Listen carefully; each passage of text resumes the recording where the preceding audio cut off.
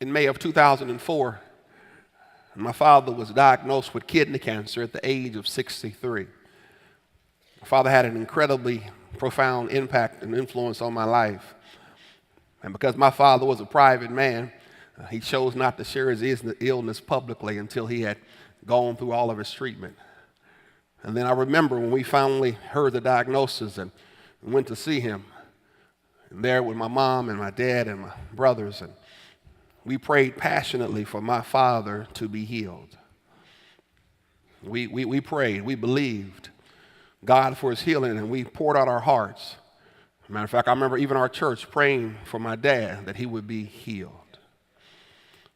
But as we continued to visit and continue to check on him, somewhere along the lines, my prayers began to change.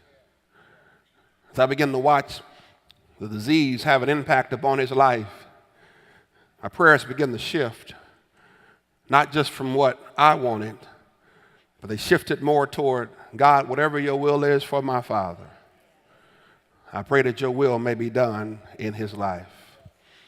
It wasn't that I had given up on the power of prayer.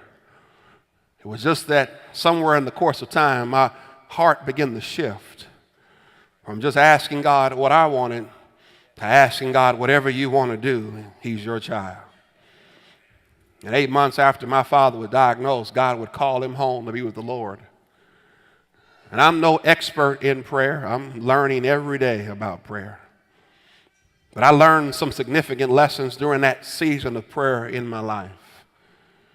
One of those lessons that I learned is that when it comes to prayer, what God really wants to hear is that God wants to hear your heart.